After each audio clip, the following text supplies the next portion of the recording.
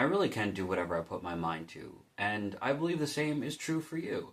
My problem is I allow other people to be the ones to turn the dial and to set my mind for me.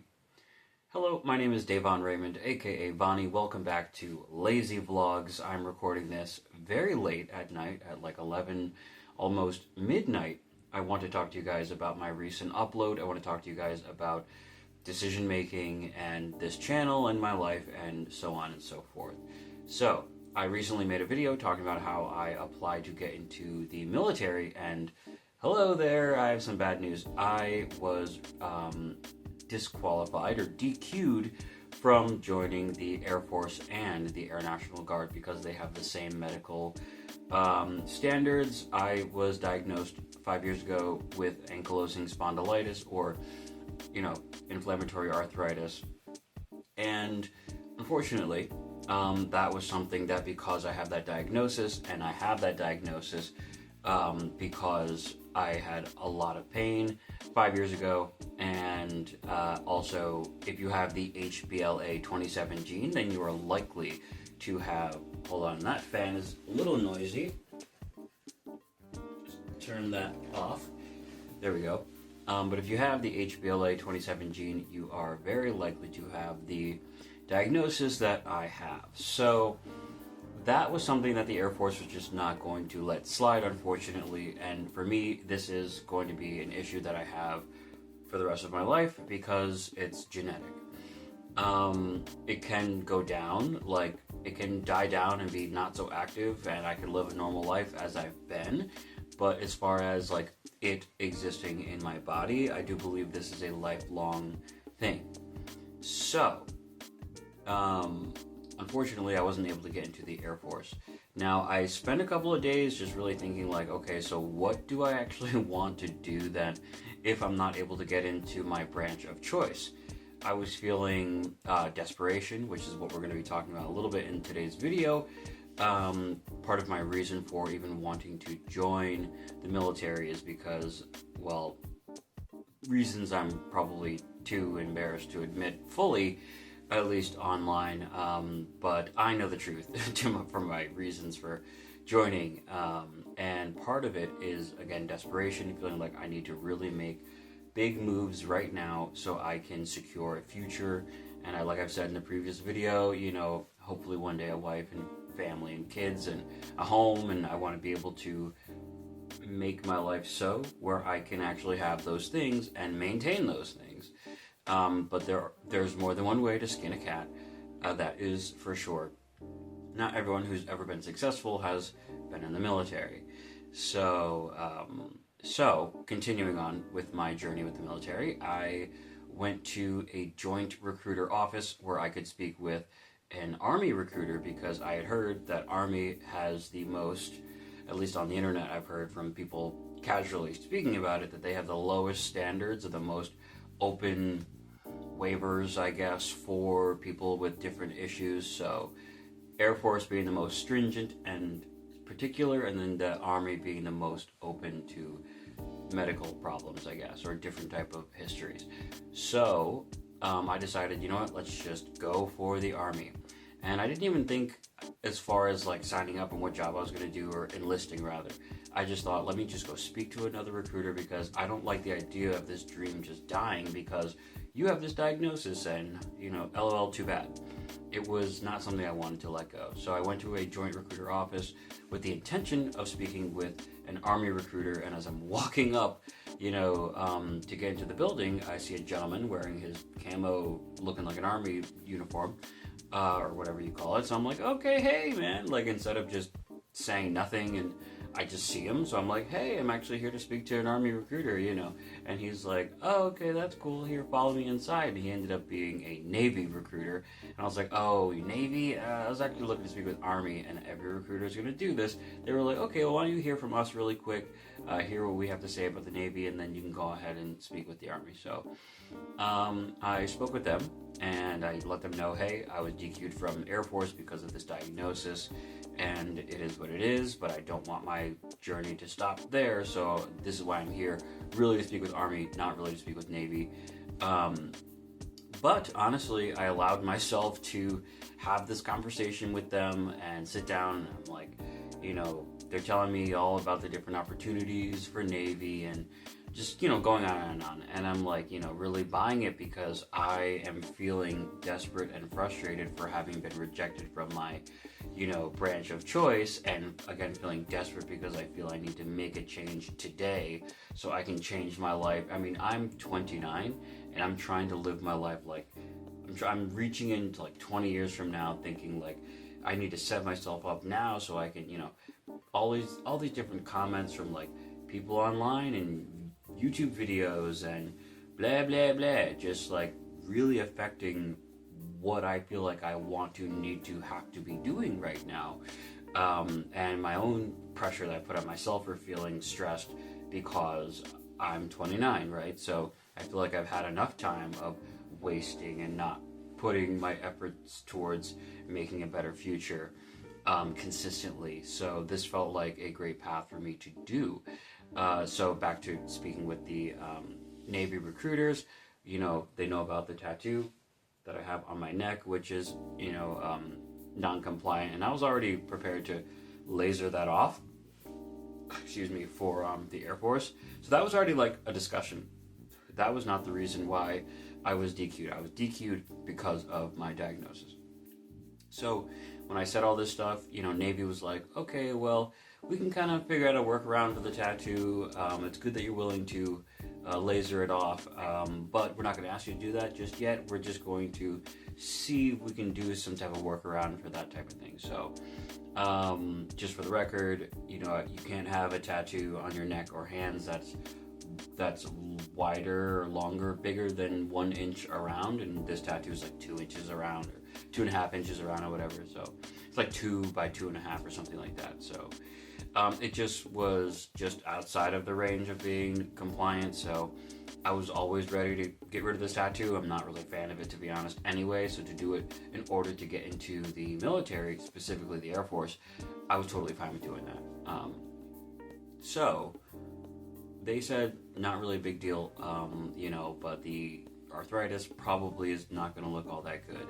So without like going into all the extreme details of this, I'm going to tell you why I right now feel very uncomfortable with the idea of continuing on with the Navy and even the military at large. So big reason why I even wanted to join is because of desperation and feeling like I need to act right now, and if I don't, then my life is not going to be anything. I'll be worse off for not having done it. With that being said, and like I said, a few more probably superficial reasons for wanting to join that are just embarrassing really to mention. So basically, they told me the best chance for me to join the Navy is to downplay my arthritis condition. So it's ankylosing spondylitis. It's an autoimmune disease, which already is a red flag with the military. It's a problem that makes your spine want to fuse over time, which may be a commonality amongst inflammatory arthritis conditions, but it certainly is the case for ankylosing spondylitis, which again is a red flag for the military, so much so that when I was with the Air Force recruiter and we're going through all the medical stuff, and you'll get to a point in your recruiting application where you'll have to go through like pages and pages of medical questions. It's a lot of like yes or no's like stuff. It'll be like 100 or 80 or 75 or 60, however many questions of like yes or no stuff, all regarding like medical. Some things are like female specific, some things are male specific, sexually speaking. Like I was asked, do you have both your testicles as a man? And then there's a bunch of questions regarding like menstrual cycle, like that type of thing. So there's like a lot of questions that you have to answer, and I'm happy to answer all the questions. But I noticed that when I was with the Air Force, we were really like going through every single question, and I'm answering as much as I can. Yes or no, or this is the history behind this and that. And with the Navy, I knew something was up. That didn't feel right, because I first was like handed the laptop to fill out the questions, and I'm hitting like no, no, no, because most of the stuff would be no. And after I did like maybe 5, 10, something like that, the person across from me, they actually take the laptop back, and now they're answering no to a bunch of stuff. And a different recruiter that I've been working with, across the room, I'm talking with them.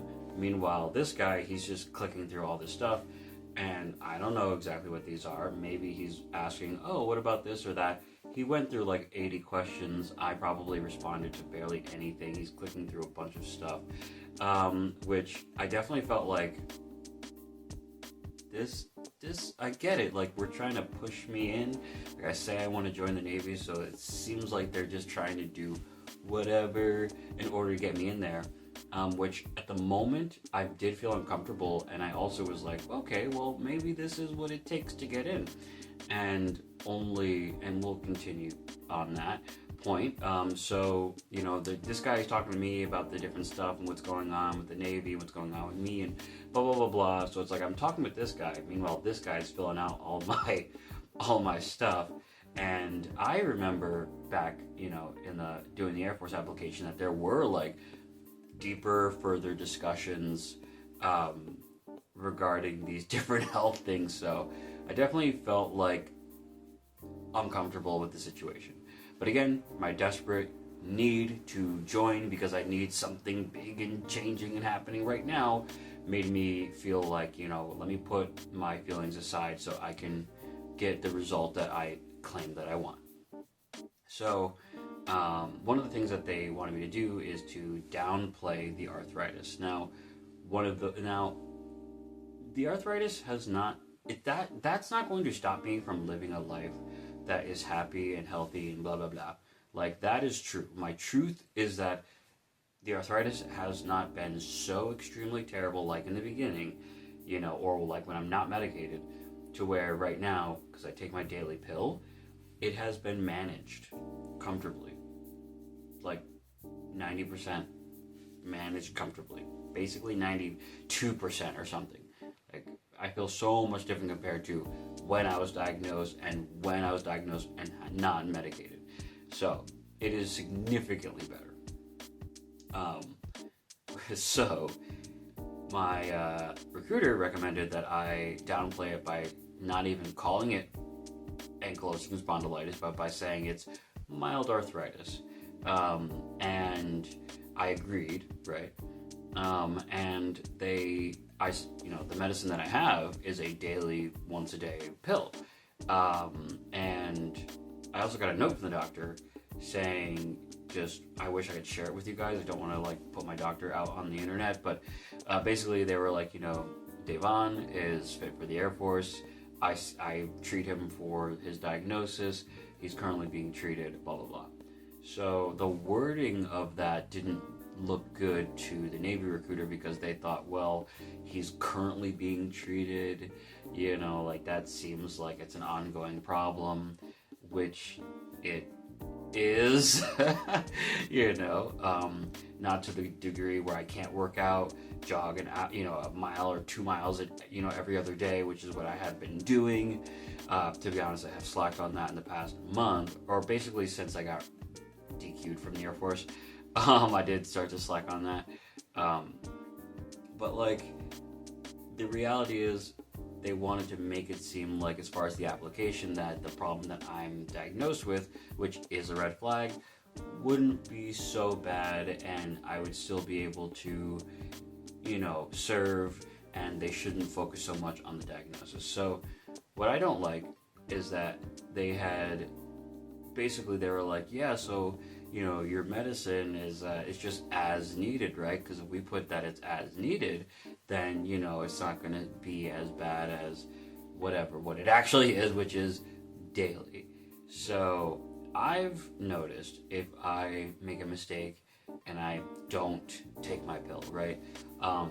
It's not like I can have a whole day go by and sometimes most of a day will go by, and then I'll realize, because I'll just feel a little wince of pain, and I'll go, oh, did I take my medicine today? You know, like it's that type of like going without it for too long is very not good. And I remember a few months ago when I didn't order, I had to order my medicine.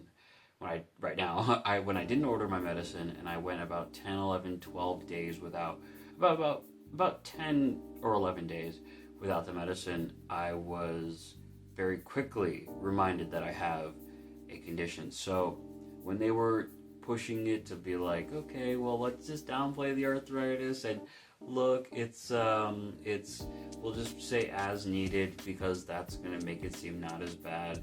You know, at the time I thought I don't really like this, but if this is what it takes for me to get in, I gotta play ball. You know, and you know I agreed with all the stuff, and I agreed to get particular type of haircut to around the tattoo, so it kind of gives the illusion that it's more acceptable than how it actually is.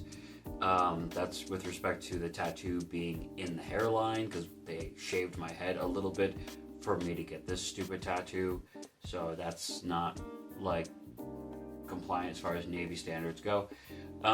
So we were doing like little workaround things. We're gonna work around the tattoo, we're gonna work around the arthritis, and we're gonna kind of push you through. So I actually have a MEPS date next week, and I was happy because I'm like, okay, cool, like I can actually make this happen. But all through today, and this happened yesterday or 2 days ago, but all through today, I just spent time thinking to myself, like, if I'm not able to have this medicine because I, made it seem like it wasn't a big deal and blah, blah, blah, just because I have to get in so bad, like, I'm not going to be at an army base very likely where I can, order something, have it delivered, whatever it is. This is the Navy. I very likely will be like on the ship, right, for a good chunk of time. So not having access to this medicine that I do believe that I need on a daily basis as prescribed, not having it just so I can get into this military where I'm thinking long term, like 20 years of, contracts and ultimately getting a pension and all this stuff. That's where I'm thinking what I want to get out of it. But if I'm going to be suffering in a big way due to pain because I downplayed this thing and it's just going to be worse over time, like, I'm not going to last 20 years. I'm not going to last because I'm neglecting something that's genuinely not good from the beginning. So I felt wrong doing this. I felt uncomfortable. At the time, I felt uncomfortable, but I pushed that feeling aside so I can just go ahead and do what I said I wanted to do. And I've spent the past 48 hours, still sending them information, as far as the application, and yet feeling like, bro, maybe just let this go. Like, the risk to you the only risk involved is my own. Like, the recruiters, once I'm in, nothing happens to them. The only person who loses is me with body pain and significant body pain. So that is just not, it doesn't add up to me. It doesn't make sense that is something that I would do. And not only that, but when I ask myself why I feel the need to do this when I originally wanted Airforce anyway, and to just go along with this person who I bumped into on the way into a different office anyway, like, am I just getting smooth talked into doing something that's going to go against my own dang health? Like, I don't like that at all. At the time, it seemed right, and with time alone, and part of me, for a little bit, was ego, and I'm thinking, bro, like, are you just getting cold feet? Like, what's going on? But this isn't about cold feet. This isn't about, being scared. This isn't about, like, oh my god, I got a MEP state, which means this is real. I was extremely happy to get a MEP state. But I also felt like, when I first walked into the office, the second time, I was like, right, so everything was fine with the arthritis thing, like everything was fine with that, and they were like, well, and that was their response, like, well, we're just gonna do this. So that I should have seen that as a red flag right off the bat. And the further along I went in the process, the more uncomfortable I was getting, because I was now involving myself in lying and also putting myself at risk. And I don't like that. Of course, I don't really like the idea of me having to take medicine for the rest of my life for something. I don't love that idea, to be honest with you. But to get in, to lie to get in, because I just want to, satisfy this urge, which the urge is emerging because I feel desperate to make a move, because I'm influenced by different things that really aren't all that serious. It just seems like I'm doing too much, and I really just need to back up. Even if I want to do like Navy or whatever, Army in the short future, like a month from now, if I change my mind, I do feel like I need to halt the process, cancel the MEPS date, back up, and really just honestly move on, to be perfectly honest. I want to make sure that I'm living a life that is good, and that is good for me, and not just for this fantasy idea that I have rolling in my mind of, if I just blank out the next 20 years of my life, then I'll be able to have an okay, life after the fact. I don't think that is very smart, and I haven't really thought it all the way through. I just haven't. Desperation, fear, wanting to be, if I do this route, then I could be married, and I could do this, and I could do that, and, I can get a VA loan, and all this stuff, and it's just, I really just think it was, due to pressure and just pressure to act, so, and nothing's wrong with a little bit of pressure to act, but this was not from a calculated, smart position. This was from desperation and, not so much vanity, but just very not that serious reasons for wanting to join.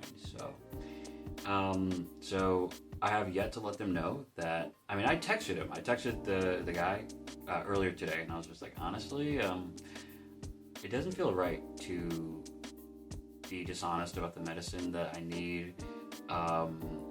It doesn't, I don't want to be not taking the medicine daily, and I'm putting on my application that I don't need it daily, so this, it doesn't really seem right for me to be doing this. So I did reach out, and I did tell him that earlier today, so it's not just I'm coming on the internet and saying I let him know this doesn't really feel right. So so there we go. I for now, and probably ultimately, just putting the military aside, and there are other goals, there are other ways for me to get to success, and I'm just going to have to consider those and then pursue them. And it's not all about morals, but it is partially. I don't want to lie to get to success, and I'm certainly not dumb enough, even though I was about to be dumb enough to shoot myself in the foot in order to make some progress. I think there's plenty of other ways.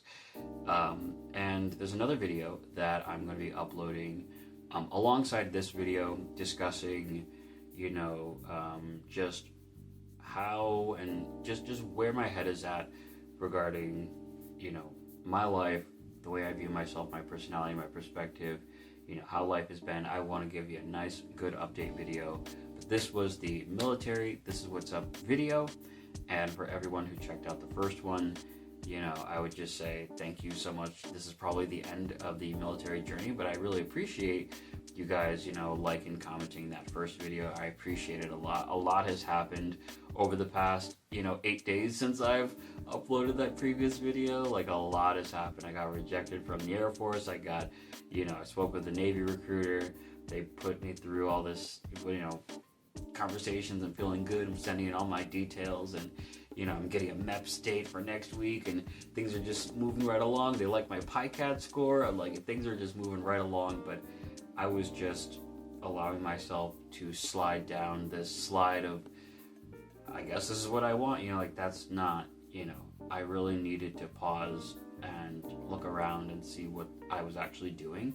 And I'm glad that I did that before I just continued to put my conscience and what I believe is right to the side, so I can just feed some, fleshly impulsive desire, which ultimately is, really fed by fear and vanity and stupidity. So, but anyone joining the military for their own personal reasons, I say, hey, go right ahead and do it. I was seconds away from doing it myself.